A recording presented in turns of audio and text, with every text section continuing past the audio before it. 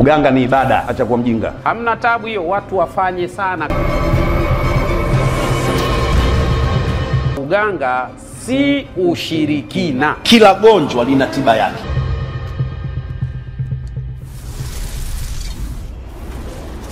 Kuja watu wanasoma sana eti haifai. Anakuja mtu herufi moja katika fani ya tiba hajui, alafu anakuambia huo ni ushirikina. Mpaka wachawi, vibaka wanatuchezea sisi.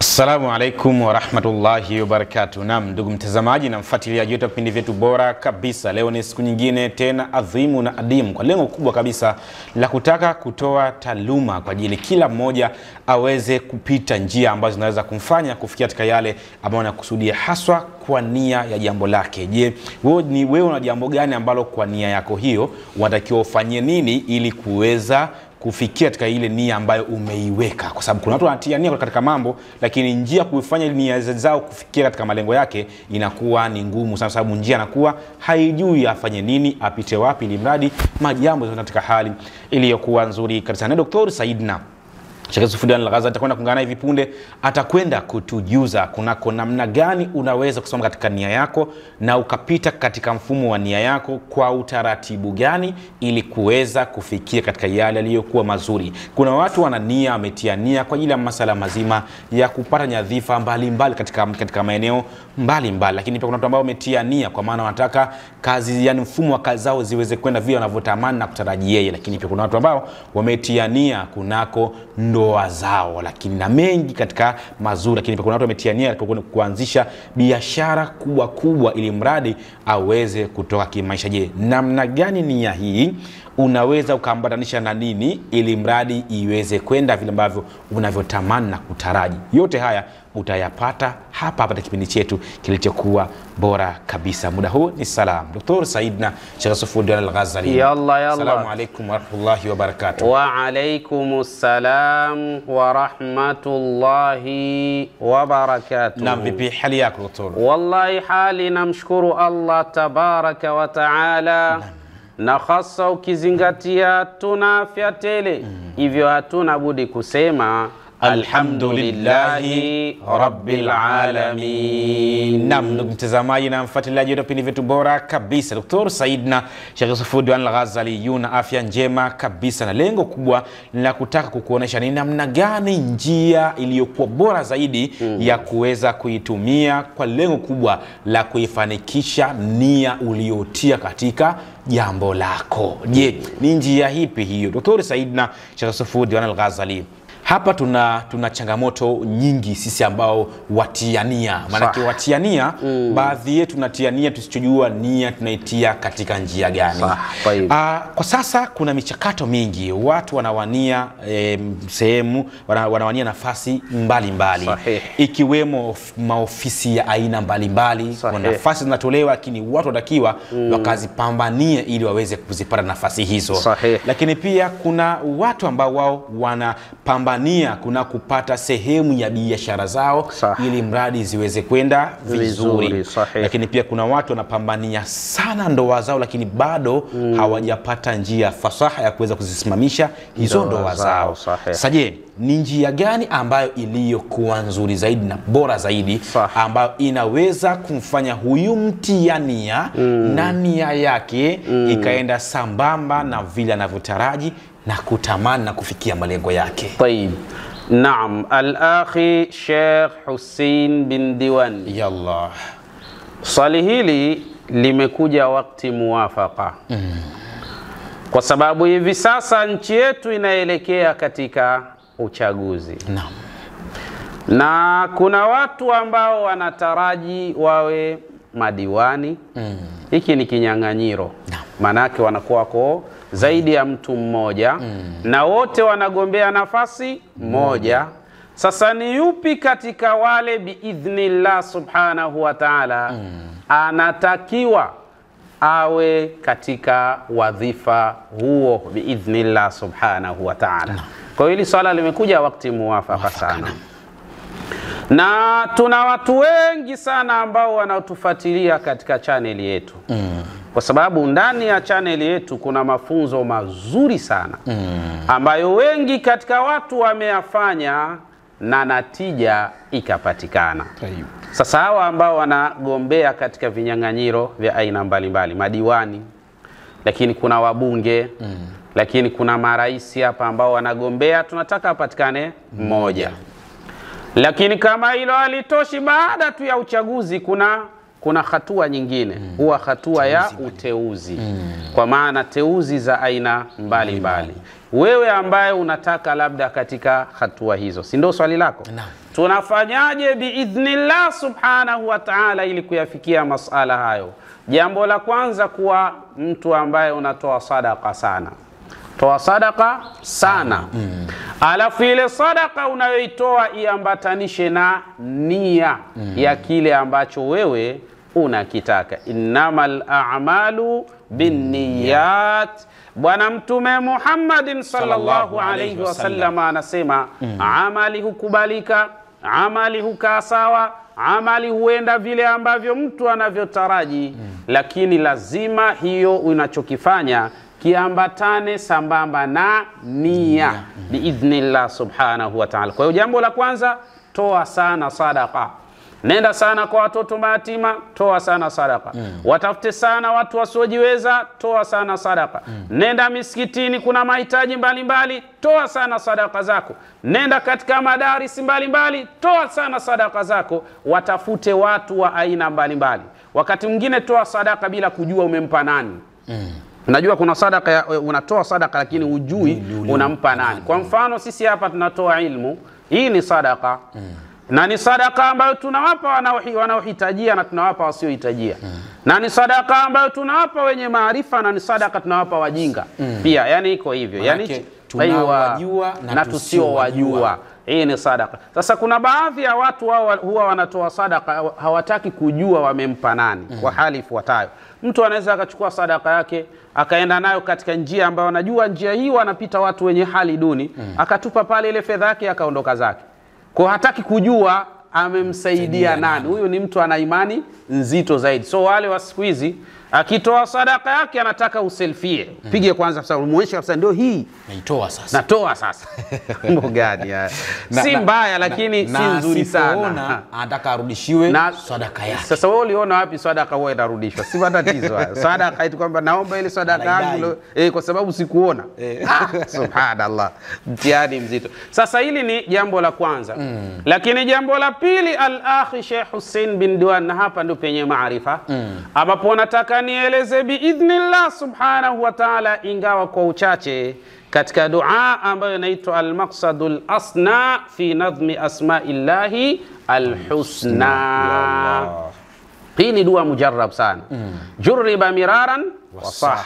Yani imefanywa majaribio mara kwa mara na natija ya dua hii imekuwa nzuri sana sana sana. Hivyo nawe ambaye unatufuatilia, baada ya taratibu hizi tutakazozielekeza, na wewe fanya. Baada ya kufanya utatuambia alhamdulillah, nimepita katika zile njia, Mola wangu ni msikivu, bila shaka Mola amenifanyia niliyoyataraji katika nia yangu.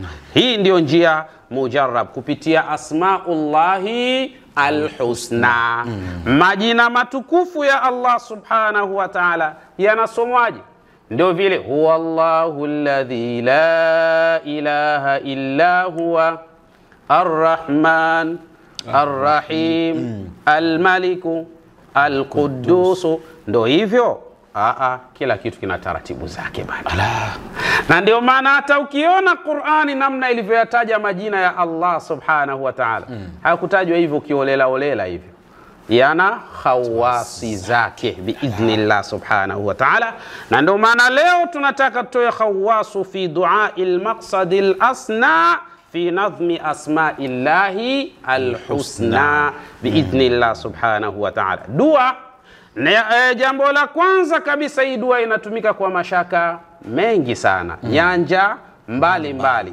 Na kila aina moja katika nia alotia mtu ina taratibu za ufanyaji wake, ili mambo yaweze kwenda salama biidhnillah subhanahu wa ta'ala. Jambo la kwanza, tunasema kwa yule ambaye atakayekuwa imma na maradhi, maradhi hayo imma yakiwa ni maradhi ya kisihri, ya kichawi, amesibiwa na uchawi, anakwenda hospitalini, anafanyiwa vipimo vinamwambia wewe mzima, haumwi, lakini yeye mwenyewe akijitazama anajiona kabisa hali yake haiko sawa. Inawezekana hapo kuna athari za uchawi. Lakini kadhalika inawezekana mtu akawa na maradhi ya kibiolojia, ajaza al-atibau an ilajiha, madaktari wameshashindwa, wamefikia mahala wakasema kwa maradhi haya subiri kitachotokea. Basi ukipita njia hizi ambazo insha Allah tutakwenda kuelekeza, huenda Allah subhanahu wa ta'ala akakuvua kabisa hilo tatizo, kwa sababu yeye ndio Ashafi. Yani sisi ni watu tunaofanya jitihada, lakini yeye Allah subhanahu wa ta'ala yeye ndio mponyeshaji biidhnillah subhanahu wa ta'ala. Ndio ukweli wa mambo namna ulivyo. Sisi ni wafanya jitihada, lakini mponyeshaji ni yeye Allah subhanahu wa ta'ala. Kwa hiyo tunaposema naye ye Mwenyezi Mungu katika vile anavyoridhia, basi huenda tukapata ridhaa yake ya kumponya mja wake biidhnillah subhanahu wa ta'ala. Bila shaka tunakwambia sasa katika duaul maqsadil asna fi nadhmi asma'illahi alhusna, uktub dua al-asna fi nadhmi asma'illahi alhusna. Andika dua hii mwanzo mwisho, dua ambayo inaitwa al-asna fi asma'illahi al-husna, fi nadhmi asma'illahi al-husna. Utaiandikaje? Bizafaran, kama jinsi ambavyo alivyoelekeza Ibn Taymiyyah katika kuandika kwa zafaran. Watamhu bima'in, alafu kadhalika utaifuta kwa maji, iwe nini? Kombe. Watashrabu watasilu, na kisha utakunywa na utaoga. Natija yake ni nini? Yabtilu sihra, utabatilika. Yabtilu sihra, itabatilisha uchawi. Yani almahwa, yani hii mahwa yabtilu sihra, itabatilisha nini? Uchawi.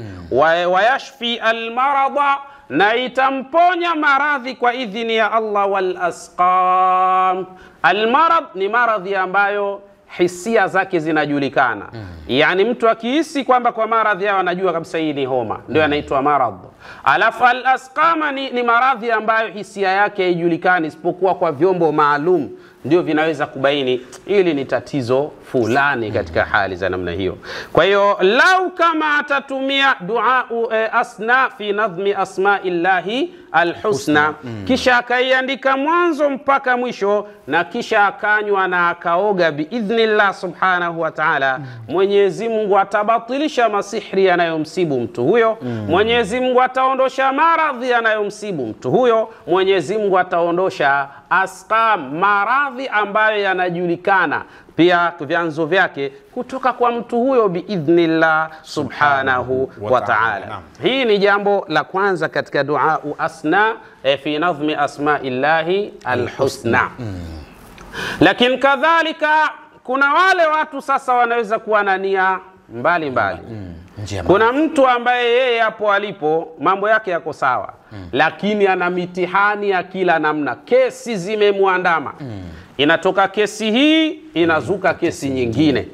Sasa nia yako wewe ni Mwenyezi Mungu akuondolee haya makesi haya. Kwa hurma na utukufu wake Allah, zipo taratibu zake kupitia katika dua hii.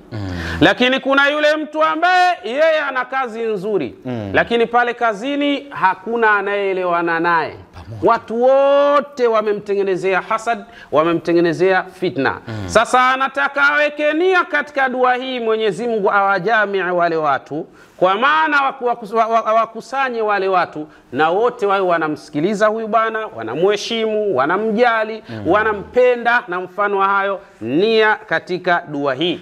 Lakini kuna yule mtu anayegombea uraisi au ubunge au diwani, huyu naye anataka Mwenyezi Mungu amjalie katika jimbo lake au katika eneo lake au katika nchi yake, na yeye aje kuwa mtawala au aje kuwa na hicho cheo yeye ambacho anachokigombea, anatiania kwa utaratibu gani katika hali za namna hiyo? Anasema wataalamu, wataqra'u du'a al-asna fi nadhmi asma'illahi al-husna, na utasoma dua hii ambayo inaitwa al-asna fi nadhmi asma'illahi al-husna bi'adadi niyyati at-talibi, kwa idadi ya nia ya anayetaka hiyo nafasi, au kwa idadi ya nia ya kile ambacho anachokitaka huyo mtakaji biidhnillah subhanahu wa ta'ala. Mathalan, mfano uliopo katika hali ifuatayo: uktubi niyya, andika nia yenyewe. Kwa mfano nia yako ni udiwani, andika udiwani. Kisha hapo Sheikh, naweza likaja swali kidogo hapo. Katika nia, mfano nia, kila mtu ana nia yake. Mfano katika sala zima la kugombea, maana kinyang'anyiro huyu labda ni diwani. Kuna watu wao wanataka kuuliza, huyo diwani anaandikwa diwani kwa maana ya herufi diwania kia kawaida, au inaandikwa kwa mujibu wa taratibu zile za herufi za Kiarabu, lakini katika mfumo gani? Ile mfumo mkubwa au mfumo mdogo? Tunaposema ya kwamba mwekania, ndio maana tumesema udiwani. Maana yake udiwani, maana yake ni kile cheo chenyewe kinachogombewa. Na tukisema diwani ni tayari ni cheo baada ya mtu kukipata. Kwa hiyo hapa tunachofanya, anagombea udiwani, kama jinsi ambavyo ilivyo mtu anagombea ubunge, na kama jinsi ambavyo mtu anagombea uraisi katika hali za namna hiyo. Hii ndio nia. Ni nia. Aiwa. Udiwani, ubunge, uraisi. Hii ni nia. Sasa ukishaweka katika nia katika hali za namna hiyo ukaandika, kinachofanya sasa, unafanya wafahsib, unafanya hisabu katika idadi ya zile herufi. Zile herufi zitakwambia idadi yake, idadi ya nia ni ngapi. Sasa iwe ni kwa Kiswahili ni sawa, iwe kwa Kiingereza ni sawa, iwe kwa Kichina ni sawa, iwe kwa Kizaramu ni sawa.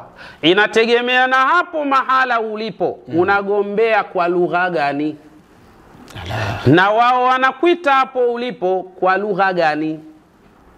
Wewe uko Mbagala, unagombea jimbo la Mbagala, sawa? Na wewe ni Mswahili, kampeni zako zote unaendesha Kiswahili, tutaandika udiwani kwa Kiswahili biidhnillah subhanahu wa ta'ala. Kisha baada ya hapo tutahisabu zile harufi za Kiswahili, zitatupa mahesabu.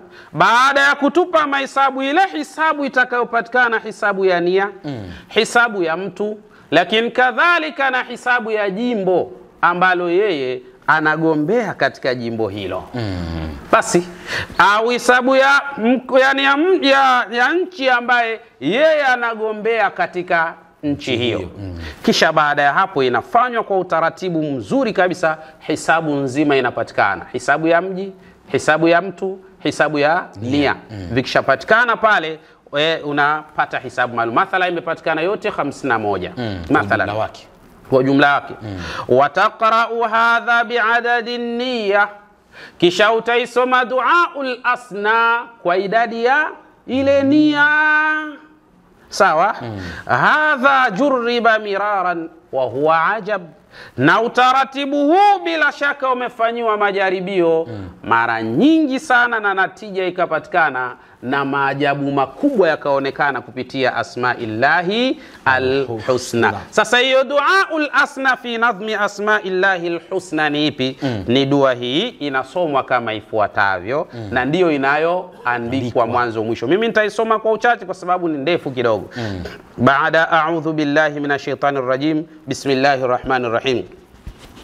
Utasema billahi dhi shani warrahmani dhi na'ami وبالرحيم ابتهالي في دجى الظلم فهو الإله الذي آياته شهدتي بأنه الملك القدوس ذو قدم رب الأنام السلام المؤمن الأزلي وهو المهيمن ذو النعماء والنقم وبالعزيز وبالجبار ثم وبالمتكبر الخالق الباري من العدم يا مانح الخير يا وهاب أنت لها يا رازق الطير ويا رازق كل فم يا فارج الكرب يا فتاح قد عظمت أنت العليم بضر القلب والضرم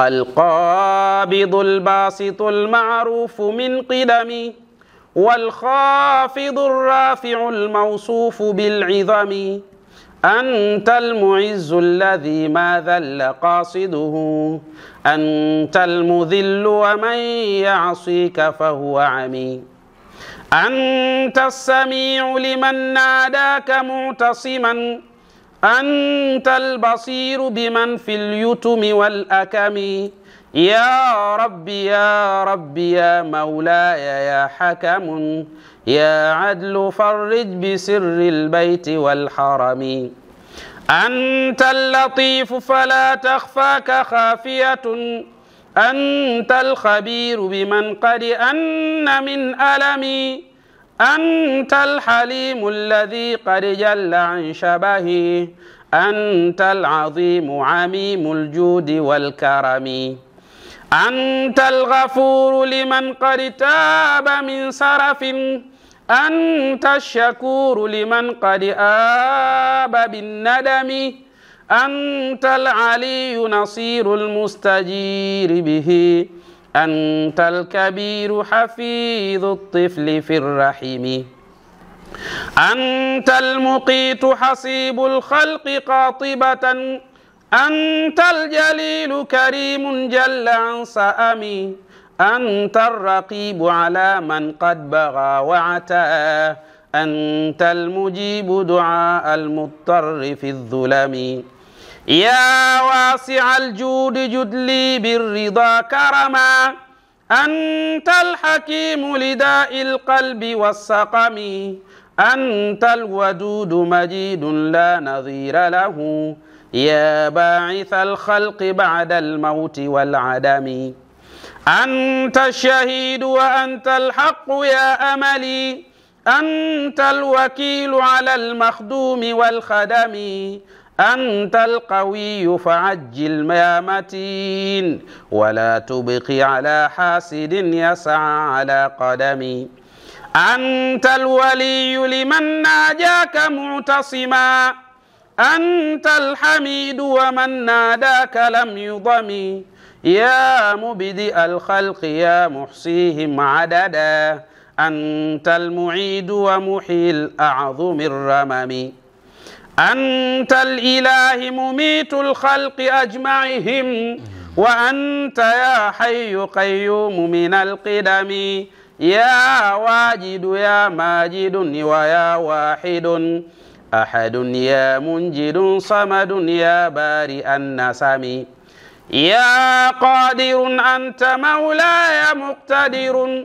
أنت المقدم من والاك في العتم أنت المؤخر أخر من علي عتا يا أول آخر يا ظاهر النعم يا باطن واكفنا ما أضمروه يا وال ويا متعال أنت معتصمي يا بر فضلا ويا تواب مغفرة ومن عدانا انتقم يا خير منتقم أنت العفو لمن قد آب عن سفه أنت الرؤوف لمن قد أن من وصم يا مالك الملك يا ذا الجود يا أملي يا ذا الجلال ويا ذا اللطف في الأمم المقسط الجامع المغني الغني فمن به تمسك لم يندم ولم يلم يا ربي يا معطي يا من لا شبيه له ya mania adhurri an urubin wa an ajami, mpaka mwisho unakwenda nayo. Hii duaul asna fi nadhmi asma'illahi alhusna. Utakwenda nayo mpaka mwisho kwa utaratibu huu biidhnillah, kwa hisabu ya nia, hisabu ya eneo unalogombea, hisabu ya cheo ambacho unachogombea na jina la mtu anayegombea biidhnillah subhanahu wa ta'ala. Utaisoma hivyo huku unaweka nia katika hali za namna hiyo. Allah subhanahu wa ta'ala, kwa utaratibu huu wengi tumefanya alhamdulillah, na Allah subhanahu wa ta'ala amejalia mambo yanakwenda vizuri kabisa biidhnillah subhanahu wa ta'ala. Kwa hiyo hii tumeeleza tu ni kama dondoo. Kwa hiyo katika darasa zijazo ndo tutaanza kuifungua sasa moja baada ya jingine. Ikiwa unataka kuitumia kwa ajili ya masala ya chaguzi, utaitumiaje, kwa utaratibu gani? Lakini ikiwa unataka kuitumia kwa ajili ya kutengeneza utulivu ndani ya ndoa, unaitumiaje, kwa utaratibu gani? Lakini je, ukiwa unataka kuitumia kwa ajili ya kesi zilizokuandama, unaitumiaje, kwa utaratibu gani? Inatumika takriban, inafanya kazi nyingi sana, kwa kila moja kwa taratibu zake. Sio zote zinafanana, kila moja kwa utaratibu wake biidhnillah subhanahu wa ta'ala. Hivyo ndugu yangu, tunakuomba fuatilia sana darasa hizi, bila shaka utakuwa na uwezo wa kuweza kujinasua wewe mwenyewe mahala ulipo.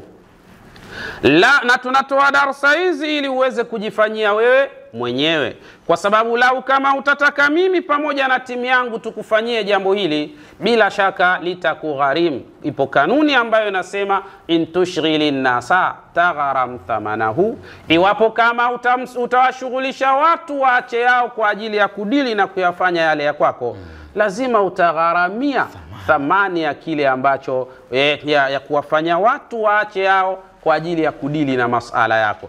Kilicho bora ni wewe ufuate utaratibu mzuri biidhnillah subhanahu wa ta'ala, mambo yaende katika hali iliyokuwa bora biidhnillahi alkarim. Naam, ndugu mtazamaji na mfuatiliaji wetu, bila shaka nadhani kabisa tayari umepata moja katika ufanuzi uliokuwa bora zaidi, namna ya kuweza kuitumia dua, lakini pia kutumia asmaul husna kwa ajili ya kuweza kukamilisha masala yako, imania yako katika jambo lako. Kuna watu ambao wao walipo wana mtu ambaye anasema bila utaratibu. Sasa namna gani unaweza ukamdhibiti usemaji wake kupitia utaratibu huu? Kila kitu kina njia zake, lakini kama ulivyosikia, yanatakiwa wewe uweze kufuatilia utaratibu wa masala ili ujifanyie wewe mwenyewe hapo ulipo. Maana yake basi, panga utaratibu, anda karatasi, iandike hiyo kwa kupitia zafarani, kisha itoe ipatikane kama kombe, kisha patikane kama kombe kwa mtu ambaye anayeumwa apate kunywa, lakini pia na kuoga aweze kuondosha madhara na maradhi ambayo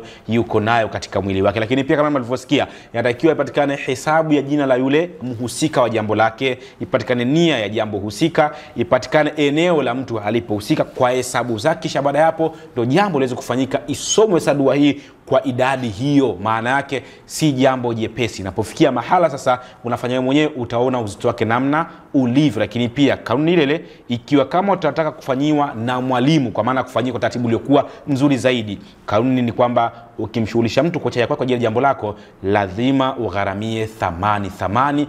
Itatakiwa ipatikane tu, na tena thamani inapatikana vipi? Vile ambavyo taratibu unavyotakiwa kufanyika, si vile wewe unavyotaka jambo likufuate wewe. Mambo hayaendi hivyo. Watu wengi sana huwa wanachemka katika utaratibu huu. Yeye anapata taratibu wako ndio kufanyike 1 2 3 4. Yeye anasema, "Je, kama tutafanya utaratibu huu itakuwaje?" Hapo analeta taratibu zake. Analeta taratibu zake yeye mwenyewe sasa. Yaani daktari anamwambia hii dawa tumia 2 mara 3. Yeye anasema nikitumia 1 mara 2 kuna tatizo gani? Sasa huu ni taratibu ambao wengi wanachemka katika masala kama haya. Kwa hivyo taratibu unaopewa ndivyo taratibu ambao unatakiwa kwenda kufanyika. Ikiwa utatengeneza taratibu wako, maana huo ni wako wewe na sio taratibu wa jambo na linavyo hitajika kwenda. Kwa hivyo zingatia sana kwamba penda sana kufanya jambo vile linavyotakiwa na sivyo vile wewe unavyotaka. Utakuwa umefanikiwa sana kabisa biidhnillah subhanahu. Tinda kufanya, namba ziko hapo. Unaweza kumtafuta Dr. Said na Sheikh Sufyan Al-Ghazali kupitia namba hizo, kupitia WhatsApp, namba za kupiga kwa WhatsApp, unaweza kutuma message kwa WhatsApp, unaweza kutuma voice kwa WhatsApp, unaweza kutuma message ya kawaida au kapiga simu ya kawaida, kisha atakusikiliza, atakushauri kwa mwongozo uliokuwa bora kabisa, kwa lengo kubwa la kutaka kila anayetufikia, kwa maana atakafanywa jambo na mwalimu mwenyewe, basi uwe na nafasi bora ya kuyafikia mazuri biidhnillah subhanahu wa ta'ala. Cha kufanya tu mimi nikwambie, njia nyepesi kabisa kumpata Dr. Saidna Sheikh Sufyan Al-Ghazali ni kuchukua namba hizo hapo. Piga simu kwa WhatsApp, tuma message kwa WhatsApp au tuma message ya kawaida, lakini pia piga simu ya kawaida au tuma voice kwa WhatsApp. Watakusikiliza, atakushauri na atakupa mwongozo mzuri zaidi wa nini kifanyike ili tuweze kufikia katika malengo. Assalamu alaikum wa rahmatullahi wa barakatuh.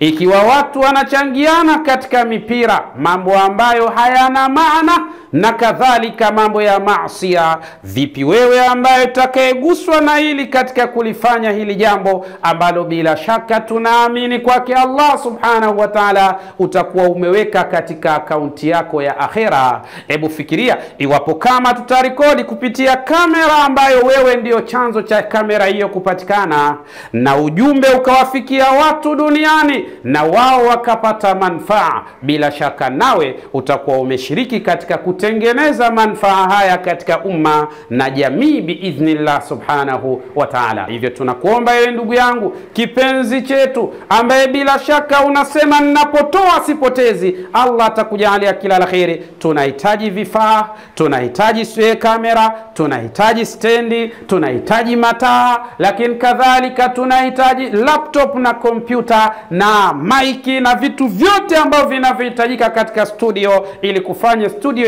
yetu iwe ya kisasa zaidi biidhnillah subhanahu wa ta'ala. Wasiliana nasi kwa namba hizo unaziona hapo. Lakini kadhalika kuna wale ambao bila shaka Mwenyezi Mungu amewajalia kamera wanazo, anasema mimi ninayo nataka kuitoa mashaallah, lakini kuna yule mwingine anasema nitakwenda kununua kamera mimi mwenyewe alafu niitoe mashaallah. Kuna wale ambao wanazo kompyuta zao anasema hii naitoa kwa ajili ya Allah mashaallah, lakini kuna yule ambaye anasema kikubwa mimi sina, lakini kidogo mimi ninacho nami nataka nishiriki pamoja na ndugu zangu. Inshallah namba ni hizo hapo biidhnillah subhanahu wa ta'ala, ili mambo yaweze kwenda katika mustawa na hali ya aina yake. Zetu ni dua kukuombea wewe kwa wema ambao umetufanyia, ili Allah naye akupe mema kwa hurma na utukufu wake insha Allah. Assalamu alaikum wa rahmatullahi wa barakatuh.